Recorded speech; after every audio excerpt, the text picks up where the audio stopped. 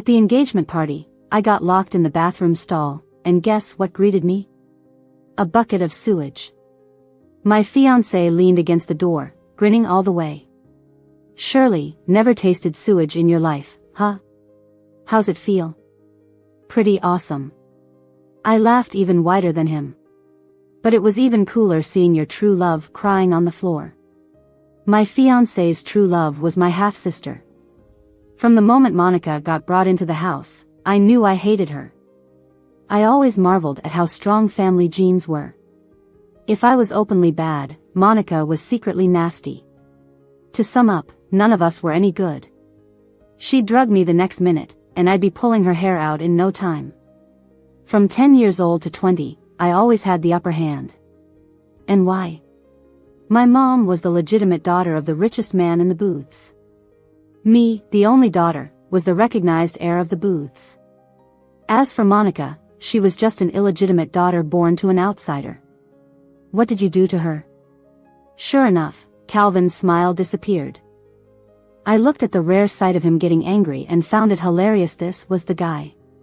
The one I liked for 14 years. Leaving a nasty stain on the history of my battles with that illegitimate child. I met him first. I was his fiancé. Why did he like Monica and not me? I never thought about such stupid questions. As long as they weren't out of the picture for a day, Calvin would still be mine, even if he were dead. I pushed Calvin away and fixed my hair in the mirror. Casually, I drove her to the mountains and took her phone away. Poor thing didn't even get to attend the engagement party. She should be back the day after tomorrow, but... I turned to Calvin, smiling brightly. If she's unlucky and meets some wild animal, she might not come back at all. Calvin stared deeply at me for 2 seconds. Surely, just you wait. Wait for what? I spread my arms and twirled around in front of him. The sewage spun off my red dress and splashed onto his pant legs. Wait for this harmless bucket of water? Calvin, compared to what Monica and I have been through, your revenge is child's play. He ignored me and walked out quickly without even closing the bathroom door, leaving me to face the guests in my sorry state. I shivered, but straightened my back and walked out with my head held high. Sewage dripped all the way. If anyone stared, I'd politely greet them. Both main characters leaving the engagement party. My drenched, unique appearance should make me a city's biggest joke. But I wasn't worried. I knew Ken wouldn't allow the booth's reputation to be tarnished. My father, who made his wealth by marrying the richest woman, saw his face more important than life itself. The engagement party, which should have been a farce, became a praised event instead. Not a single photo leaked. As for Monica, Calvin found her in the suburbs and brought her back. She was in a coma with a high fever when sent home, looking pitiful. Ken always turned a blind eye to the fights between Monica and me. He said, if you can't handle child's play, you'll be worse off in the corporate battlefield. As long as no big events happened, our dear father was okay with anything. So for my nasty behavior, Ken just grounded me for 3 days. I met Jesse's murderous gaze. My laughter echoed through the villa. During my 3 days of confinement, Monica's room next door was busy and lively. Monica was more likable, naturally more popular at school. I didn't bother making friends. No matter how big their complaints were, they'd have to step aside when they saw me. It wasn't easy for Monica's friends to visit her. My presence made it a daring adventure. Lying on my couch, bored, I played a ring toss game. The laughter from next door was too loud, so I grabbed a vase and threw it at the wall. They quieted down. Soon, the door opened. I looked up. It was Calvin. He seemed like he wanted to say something but stopped when he saw the game in my hands. Why do you still have that thing? The game was a gift from 7-year-old Calvin. Growing up, my food, clothing, and education cost a fortune. But the only thing missing was playtime. Shirley shed tears out of envy seeing others play games. Funny as it sounds, it was normal in our wealthy family. Calvin was an illegitimate child. Back then, he had just been brought home, living miserably. When he saw me eyeing a toy, he saved up for a year and bought me the game. As a child, he was the kindest to me. But now, all that's changed. I continued playing the game, unbothered. Because I like you. Calvin looked like he heard a joke. Surely, you don't think I'd like someone everyone avoids like the plague, do you? He could only hurt me by not liking me. But I had 1,000 ways to hurt him.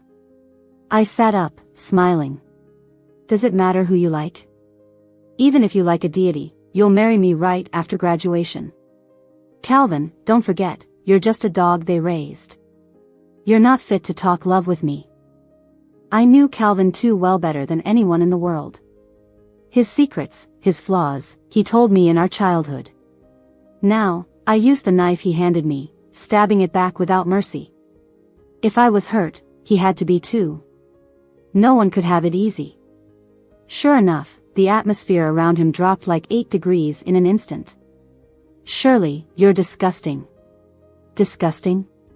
My eyes felt a bit hot, so I forced a bigger smile. Why?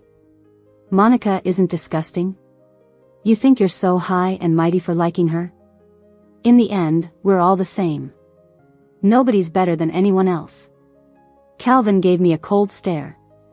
So you think by playing games out in the open, you'll get anything besides loathing? I almost laughed till I cried. I get the thrill. Watching you all hate me but can't do anything about it, that's the best. Calvin pressed his lips together and turned to leave. He threw a parting line. I really regret that it wasn't me who dumped that bucket of water. I was stunned. It wasn't him. But my gift was already sent out. Calvin won't kill me, right? The day after my house arrest ended, I went to school excitedly while others were in class. I was busy giving someone a shower on the rooftop. A girl was tied to a chair, her lips pale and her hair dripping water. Her eyes were red. Surely, you'll get your comeuppance someday. I looked at the half-empty bucket, tossing aside the ladle. With a lazy tone, I asked, "What did I do to you?" The girl widened her eyes in disbelief. "You're bullying me. Don't you know that?" I shook my head. "How can you just accuse me like that? Ever heard of paying back a drop of gratitude with a fountain?" I raised the bucket and poured the remaining water over her head. Grinning, I said, "I'm just repaying a favor." After learning Calvin didn't dump the water, I had someone check the surveillance footage from the banquet hall. On the footage, a girl followed me into the restroom. That girl was none other than Emily. Before this, I didn't know her. I only knew that there was a freshman named Emily in her first year, known for her looks and grades. Now it all made sense. I didn't know why she wanted to mess with me. And I didn't care. I had enemies from New York to Paris. I wouldn't mind squashing another bug. When Calvin found me, Emily was nearly passed out. If not for the ropes, she'd probably have fallen off the chair. Seeing Emily's miserable state, Calvin's face darkened even more. "Surely, let her go." I sighed. This guy really loved playing the hero rescuing damsel in distress role. Saved me, saved Monica, now he wants to save Emily. Busy guy. I obediently loosened the ropes, letting Emily fall off the chair, lying on the floor like a rag doll. Wiping my hands, I chatted with him cheerfully. "Judging by your expression, you must have received my gift." Calvin took a deep breath. "If your gift means the ashes, then yeah, I got it." I knew Calvin hated his family. Ever since his mom was killed, he dreamed of taking them down. For years, he acted obediently just to gather evidence of their illegal activities, but now, all that evidence had been burned to ashes by me. It's more of personal interest than revenge. I couldn't let Calvin rise up. Once he broke free, the only thing holding us together, our engagement, would be null and void. I looked at Calvin. Apologetic, but only a little. "I thought you dumped the water, so I returned the favor with fire." Fair enough, right? Surely, you know how long it took me. Calvin didn't finish his sentence, probably aware of another person's presence. He looked at me, his eyes dark and unclear. "You went too far this time." I had to admit, his patience was remarkable after all these years. He was clearly furious, yet he kept up his good guy image. Even his words sounded gentle. I shrugged, a bit helpless. Blame yourself for not clarifying earlier. You know how much I hold grudges. Emily, finally coming around, said, surely, justice may be delayed, but it won't be absent. I cut her off with a slap. Who gave you permission to speak? Pitiful hypocrites, always playing the victim while being bullies themselves. She provoked me first, yet now it was all my fault. In this light, my half-sister seemed much nicer. Though dumb and mean, at least she didn't pretend. I saw Calvin preparing to leave. I kicked the dazed Emily by my feet and called out to him. Aren't you taking her? Calvin fiddled with his phone and chuckled. She's Bob's girl. I've already texted him, he'll be here soon. Bob was one of Calvin's friends and the only one in City A who could rival Monica's family. And like me, he would do anything to achieve his goals, no matter the cost. We had an unspoken truce, ruling different parts of the city. Especially after he went abroad, City A was mine to dominate. Calvin suddenly smiled. Surely, guess what Bob's gonna do to you for messing with his girl? I raised an eyebrow. He's back already? I had to. Couldn't let City A fall into someone else's hands now, could I? I looked towards the source of the voice. Bob was leaning against the rooftop door, eyes narrowed in that characteristic sly smile. His smile was gentle. Surely, wanna play? I smiled back. How do you wanna play? Emily saw Bob, struggled to get up, and threw herself into his arms with a strong fishy stench. Bob caught Emily and slightly frowned, but his lips still held a smile. He glanced at me, keeping his composed demeanor. How was the death race? I noticed Bob's subtle disdain and couldn't help but laugh. Bob asked, not happy with the game? I shook my head. I like the game, but if you want to kill me, there's no need to waste such lousy acting. I looked at Emily in Bob's arms. That stupid woman probably doesn't know she's just a pawn Bob used to justify his actions. The death race, as the name suggests, is a deadly game. Two cars face each other, and you step on the gas hard. Whoever dodges first loses. Bob doesn't like Emily enough to risk his life over her. The only reason must be the piece of land up for auction in the city. Monica's family is Bob's biggest competitor. My car is parked below. Bob has plenty of opportunities to mess with it. If the heir to Monica's family has an accident and their stock price drops, Bob could easily win the bid. After hearing my thoughts, Bob laughed knowingly. So, do you dare to play? Absolutely. We decided to play the game on a coastal road under construction. Calvin had something to take care of and spoke to Bob in a low voice before leaving. Bob sent Emily to the hospital. Although Emily was reluctant, she obediently went and gave me a fierce glare before leaving. I just smiled. Emily better pray I die at Bob's hands today, or else I'll make her wish she were dead. Before setting off, I had my men check the car. Bob noticed my caution and smiled ambiguously. If you're worried, I don't mind giving you a ride in a fancy car. If something happens, at least you'd have company when you die. Your corpse isn't worthy to lie next to me. I mocked him, got in my car, and started the engine. Through the rearview mirror, I saw Bob take off his jacket and casually throw it into the trash can. The thought of Emily's pain when she finds out the truth made me very happy. I stepped on the gas pedal with more enthusiasm. Bob got in his car and accelerated, soon overtaking me. I gripped the steering wheel tightly and overtook him from the side. We raced neck and neck all the way to the agreed-upon place. Bob got out of his car, with wicked amusement in his eyes. Since it's a game, there should be a bet. Ladies first, what's your bet? I walked over to Bob, raising a hand. My fingertips slid along the car's lines. I smiled and said, nice car. Bob stared at my fingers, his eyes darkening a bit. You want this? I hummed a bit in response, my fingertips sliding from the car to Bob's chest. And you? That piece of land in the city? That was the initial plan. Bob smiled, watching me take the bomb remote out of his chest pocket. But I've changed my mind. I want you. Quite an appetite. I took the remote, gently patting Bob's face. Beat me first. Bob replied, I think I'll surely lose. I can't bear to see you die. I slightly raised an eyebrow, turned around, and got in the car. There's a kind of telepathy between crazies. Just one look and you can feel the resonance of dark souls.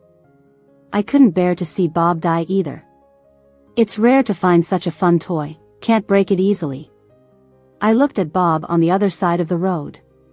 He was sitting in his car, one hand resting on the window, supporting his head. He silently counted down with his lips, 3, 2, 1. As the signal beeped, a few words appeared on the car's display screen, asylum. Answering my phone, I kept my foot on the gas pedal. Busy now. The voice on the other end interrupted me. Jesse committed suicide. My mind went blank. When I snapped back to reality, Bob's car was already in front of me. Pursed my lips, put the car in reverse, and turned it around, ending the game. On the way, I never let off the gas. I must have run many red lights, but I didn't care. Or maybe, even if I killed 10,000 people, I just wanted to see her before she died. However, when I arrived at the asylum, all I saw was a white sheet. Miss Shirley, I'm sorry. The emergency doctor looked apologetic. Ignoring the doctor, I walked to the bed and lifted the sheet. It was a face strikingly similar to mine. It should have been beautiful, enchanting, stunning. But now, it looked old and decayed, like twilight. Knowing she didn't want to live, why didn't you watch her closely? My voice was dry and hoarse.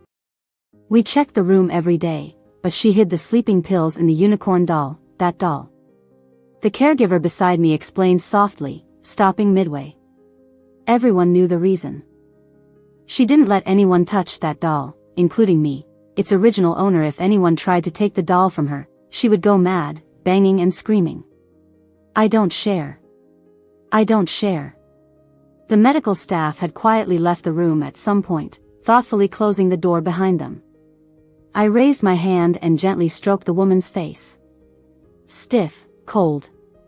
I whispered, Mom, are you punishing me? Jessie was a good mother, but only for ordinary people. For someone like me, who had to fight for fame and fortune since childhood, her loving education would only lead to my downfall. That unicorn doll was a gift from her. In kindergarten, a little girl wanted my doll.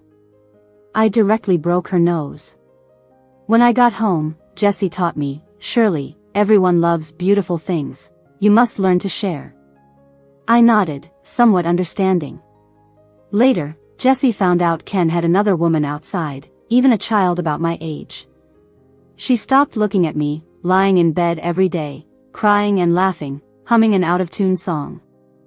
That tune was one Ken used to play for her. One day, I finally pushed the door open and went in.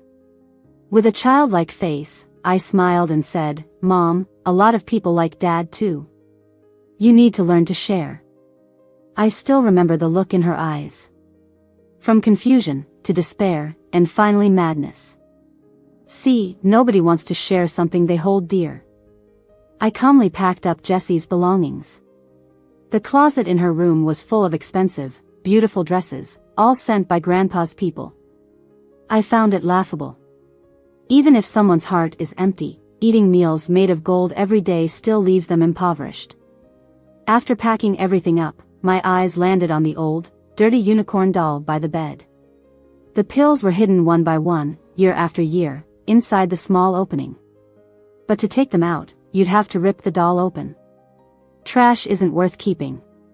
I was merely returning the lesson you taught me. I did nothing wrong, no one can punish me.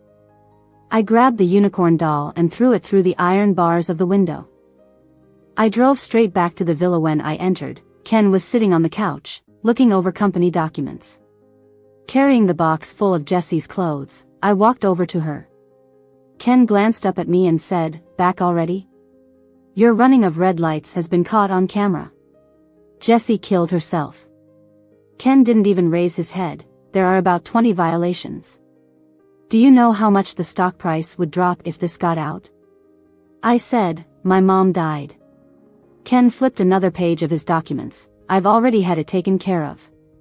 Be more careful next time. Someone once said I was a heartless devil. But in that moment, I felt my heart being slowly torn apart, piece by piece. Something inside me, strained for so long, suddenly snapped. I opened the box and threw it at Ken. The colorful dresses fluttered through the air. Some landed on Ken's meticulously neat iron gray suit. Ridiculous, laughable. Just like this home. I finally couldn't hold back anymore and started laughing.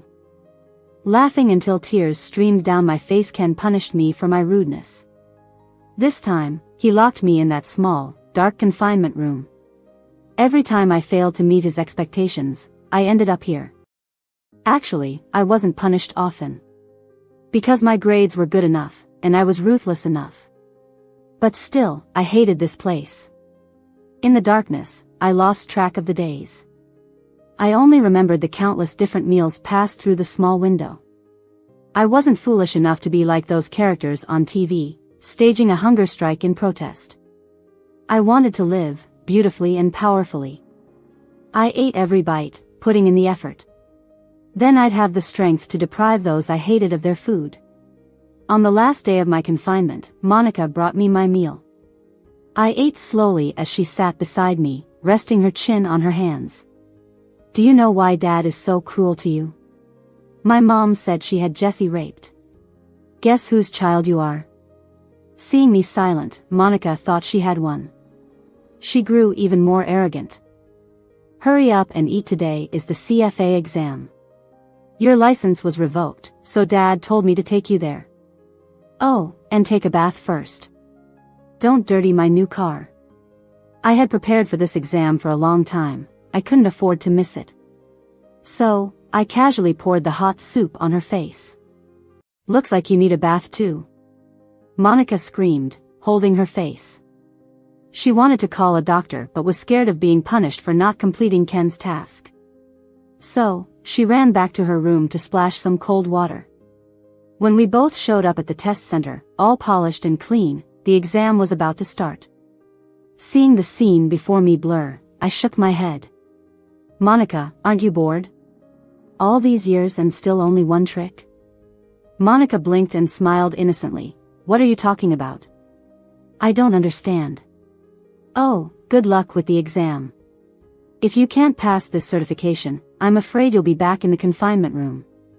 I absolutely would not return to that place. Trying to stay awake, I sneered. Save that talk for yourself. You can't even pass level 2, loser. When I walked out of the test center, I could barely even walk straight. In a daze, I saw Bob standing not far away, leaning against his car. He smiled and waved. Long time no see. I bit my lip to maintain my composure and walked up to him. Smiling, I said, if I remember correctly, you had already stopped before I turned around that day. That's right.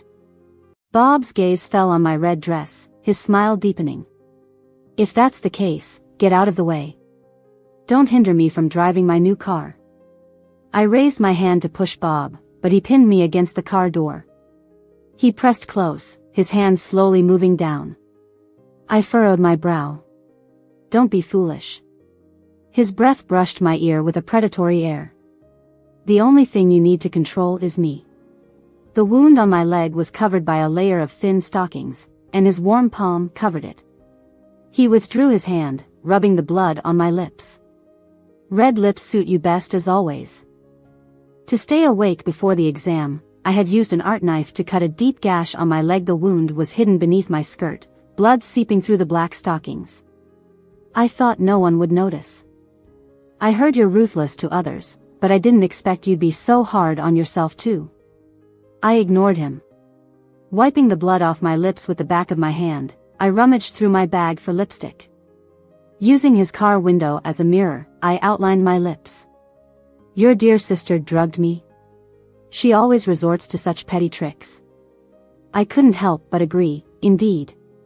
Seeing my response, Bob's handsome face breaks into a smile. I'm going to scratch her face, how about that? I put the lipstick back in my bag and pressed my lips together. No need, I'll do it myself, I said with a smile. He smiled back, then offered to drive me. I was happy to have a free driver, so I didn't refuse. Once in the car, I gave an address and was about to rest my eyes when I heard him say, "We need to go to the hospital first." I have something to take care of, we have to go to the hospital first. Annoyed, you're noisy. We need to go to the hospital first. I opened my eyes, raised my hand, and tried to open the car door. Bob quickly locked it and pulled over. Fine, we'll take care of things first, but we need to bandage your leg. With that, he took out the first aid kit from the car, grabbed my leg, and placed it on his lap without waiting for me to resist. I had to twist my body to face him. I felt his fingers moving on my leg, sending a shiver down my spine. Frowning, I said, "Bob, you're crossing the line." He pressed harder. I felt the pain and punched his shoulder, "Let go." He didn't release me, his voice turned cold. "Thinking about scars on such pretty legs makes me want to kill your sister. This is my leg. Why are you so worked up?" I shot back. "Didn't I tell you? I want you." I pulled my leg back and smiled, uninterested. I wanted to remind him that he lost our bet. Changing my mind, I said, "If you pass my test, I'll consider it. I have too many people to deal with right now," I said. Bob laughed. "You want me to take care of Emily?" I laughed too. I had to admit, Bob knew exactly how to get to me. After finishing our business, Bob dropped me home. I grabbed a fruit knife and started looking for someone, only to find that Monica and her mother were gone. A servant told me that Ken went abroad for business, and Monica insisted on tagging along. So, the whole family left. Monica thought knowing I wasn't Ken's biological child would give her leverage. She ended up drugging me, then got scared I'd take revenge and fled to safety. I put down the knife and smiled silently. Little did she know, what she thought was the truth was actually a gift for me. During meals, she mocked me for not understanding Ken, thinking my silence was a sign of defeat. She didn't realize how much effort it took to suppress my laughter. I might not understand Ken, but I know Jesse too well. If I wasn't Ken's biological child, I wouldn't even be alive. I wondered how Ken would react upon learning everything. But to completely bring Ken down, I needed a crucial step. Ken wouldn't have been so powerful in a city without my mother's family support. I drove to my grandfather's house. Faced with Henry, I greeted him with a smile. "Grandpa. You didn't even come to your mother's funeral, why are you here now?" Henry sipped his hot tea nonchalantly. No wonder he didn't like me. I hadn't seen much of him growing up, and I was the last straw that drove his daughter mad. Now that Jessie had died in a mental institution, he spared me from joining her in the grave. But I still wore a smile. "Dad locked me up, but as soon as I was free, I rushed to see you. Don't think I don't know your schemes. I don't care about your family's mess." I gracefully poured more tea for the old man. "Mom died so disgracefully, and now Dad's taking his mistress and her daughter on a vacation abroad. Can you really swallow that?" Grandpa smiled, but it didn't reach his eyes. "Surely, I know Ken went abroad for business, stop adding fuel. I am Jesse's father, but I'm also a businessman. I already lost a daughter, I can't lose a business too, given the booth's current strength." I got impatient and interrupted. "What if I said I could replace Dad?" Over the years, besides studying and toying with Monica, I spent most of my time helping manage the company and attending banquets. All to one day take over the company. But now, I wanted to expedite that process. Grandpa paused for a moment, then sighed. "You're nothing like Jessie, you're clever, ruthless, ambitious.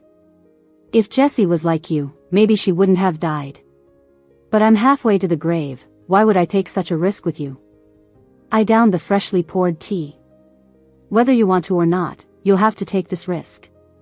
A few days later, when Ken returned home with Monica and her mother, I had been waiting in the living room for a while. Ken acted like nothing happened. I checked my CFA results. "There's room for improvement." "I'll keep working hard," I smiled and handed him a document. Here's something for you to look at. After the test, I used Ken's hair to visit his most trusted doctor. That doctor had an affair with Monica's mom. When I was born, they made a fake paternity test. I took the utility knife that cut my thigh and demanded a new, accurate test. Ken looked at the document, his hands shaking as he called the doctor. I had already sent someone to monitor the doctor. He couldn't lie and had to tell the truth.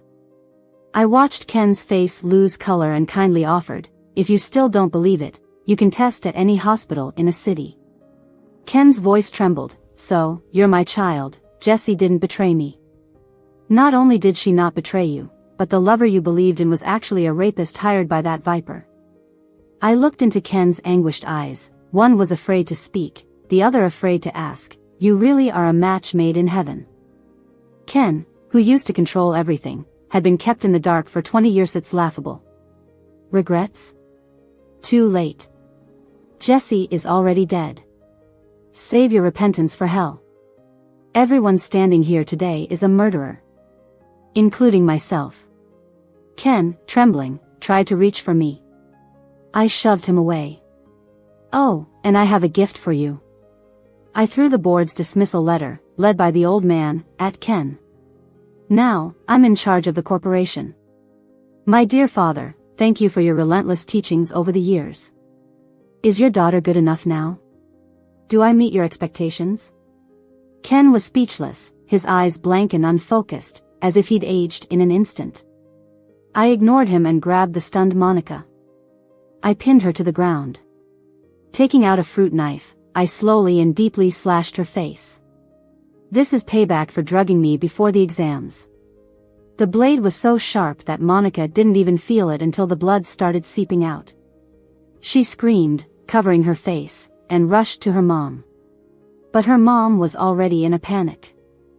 She sat on the ground, confused about why things had turned out this way. Muttering repeatedly, I should have killed this scourge long ago, should have killed her. The joy I had anticipated never arrived. I only felt an unprecedented irritation and emptiness. I waved for the people standing by to take her away. Those were Dad's people. Dealing with them was part of my deal with him. Dad had been untouchable in both legal and illegal circles for so long. His hands were clean. From now on, whether these relatives of mine live, die, become crippled, or go insane, they won't be in my way anymore. And I have to thank Calvin for it. Some of the evidence he collected threatened to ruin a century-old family business. Thinking of Calvin softened my expression a bit. I burned his copy of the evidence but kept a backup for myself. If he finds out, he'd probably be furious. I lifted my head, slowly taking in the mess and silence of this home. Without a second thought, I walked out. Now, just one final step remains. This last step won't be easy. As night deepened, I drove aimlessly through the streets. The car behind me kept honking. I pulled out the gun from my car. Stopped, got out, and walked to the driver's window. He rolled it down, about to curse. I pointed the gun at his forehead. No hesitation. Pulled the trigger and said, boom. He wet his pants in fear. I couldn't help but laugh. Go home and change your pants. I tossed the toy gun into his car and got back into mine. That's when I saw multiple missed calls on my phone. All from Calvin.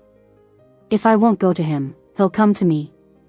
I took out a cigarette, lit it, and called him back. The call connected immediately. I know you're there, Shirley. Where are you? He asked.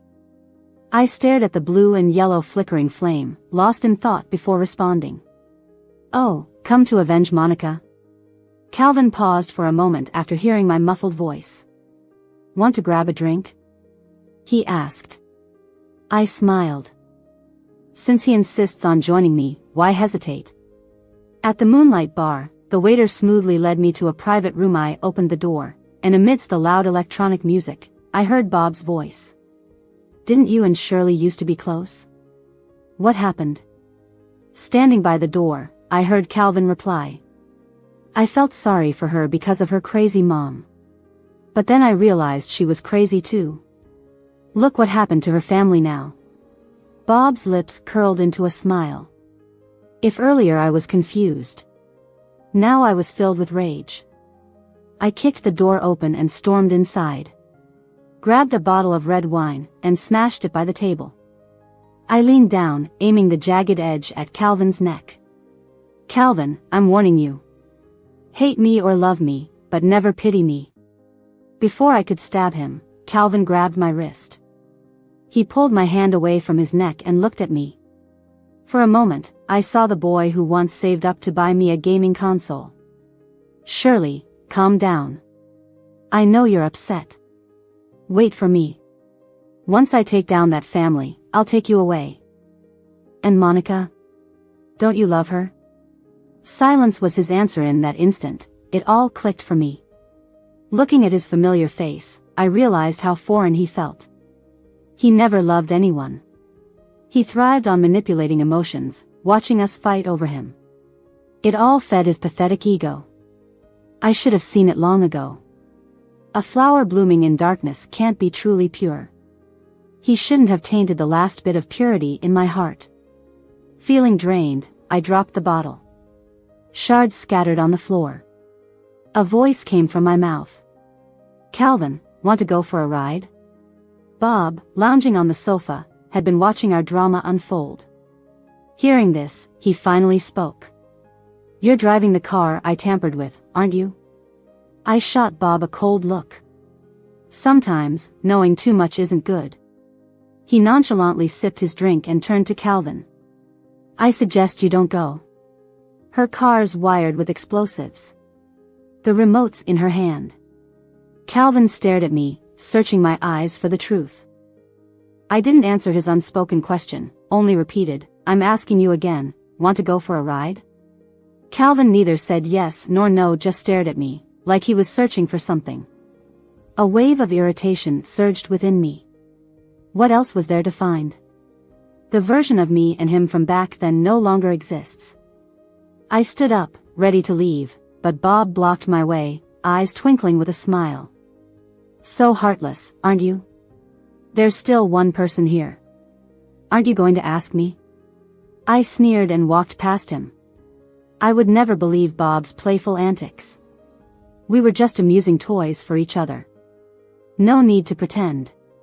Bob followed me, his tone surprisingly had a hint of pleading. Shirley, ask me. I shot him an impatient glance. So, do you dare? What a waste of time. How could someone like him, who's always after his own gain, ever dare? I'll accompany you to the end. He answered with a smile, not hesitating at all. My heart skipped a beat. Those were the exact words I had said to him years ago. I sped down the coastal highway. Through the rearview mirror, I saw Calvin's car right behind. The car's display screen kept showing his incoming calls. Neither Bob nor I paid any attention. Bob, sitting in the passenger seat, smiled. So, knowing that Calvin only treated you well out of pity, do you still like him? I snorted, don't think I don't know you made him say those things on purpose. Early or late, he asks right when I'm at the door. What a perfect scheme. Bob wasn't embarrassed at all, so what? He never deserved your affection anyway. Then who does? Bob suddenly leaned close to my ear, his hand lightly brushing my back. Naturally, it's me. His husky voice was like an opiate. We're the same, both bad, both mad, and both brave. I felt something uncontrollable stirring within. Bob kept on talking. He spoke of how he manipulated Emily's feelings, how he drugged her and threw her into the underworld. He said Emily seemed destroyed, unable to take care of herself now. I listened quietly, without a trace of sympathy. His words were filled with mockery. If she hadn't recklessly gone against me, she wouldn't have ended up like this. Bob nodded in agreement. I forgot to tell you. It was me who sent her to splash that bucket of water at the engagement party. I suddenly burst out laughing. So, you really just wanted that piece of land from the start? Yes. Unfortunately, the paparazzi you arranged were taken care of by Ken. Bob sneered, a useless piece of trash, if not dead by your father's hands, then mine. He suddenly leaned closer, as if sharing a secret. Warm breath brushed my ear. But I fell in love with you earlier than you think. Do you know? When you said you'd dig out my eyes if I kept staring, you looked stunning. A strange satisfaction echoed in my chest. I almost wanted to laugh. I once thought dragging you to die with me would be unfair to you, now it seems you deserve it. Bob played with the remote control in his hands. So, did I pass the test? Is my dead body worthy to lie beside you now? I reached for my empty pocket. When did you take it? Around the time we talked about being the same kind. Bob tried to say something else but was interrupted by the incessant ringing. He answered the call. From the other end came Calvin's anxious voice. Shirley, don't do anything stupid. I chuckled softly. Calvin, I swore to avenge my mother's death on everyone responsible. And those people include me. I ended the call. And cut off every last thread between Calvin and me, which had always been filled with lies. Once, I believed he was the only one who truly cared for me. Later, I realized the only person who truly cared for me has died in that prison where even the cell windows were padded with cloth. I miss her so much. In the quiet car, I heard Bob ask, "Are you ready?" I looked at the horizon's breaking dawn. Like a light that could vanish at any moment in the night. Muddied, yet bright. I nodded with a smile. As he pressed the button, we both said in unison, boom. The world burst into a colorful spectacle, like fireworks, an end to this grand performance. Or maybe, it's the prologue to a new story. Who could say? The world's murky, where love and sin sing together. Epilogue, a little girl hugged her doll, blinking big eyes, and asked, then what? Then of course, the bad guys all die. She shook her head, confused. Why do bad guys have to die? What really makes someone good or bad? I was caught off guard by her question. Answering awkwardly, those who follow the law, work hard, and are kind and sincere are the good ones. But if everyone dies in the end, does that mean everyone's bad? I patted her furry little head and tucked her into bed. Kids shouldn't have so many questions. Go to sleep. She squirmed back out. Mom, I don't want them to die. Can't the bomb be a toy too? In the dim light, I looked at the unicorn doll on the bedside table. It had been through wind and rain, dirty and worn, its belly covered in stitching scars, but no one knew if the stuffing inside was black or white or what shape it was. I chuckled, gently tapping the girl's forehead. Susan, if you don't go to sleep, I'll call Daddy over, okay?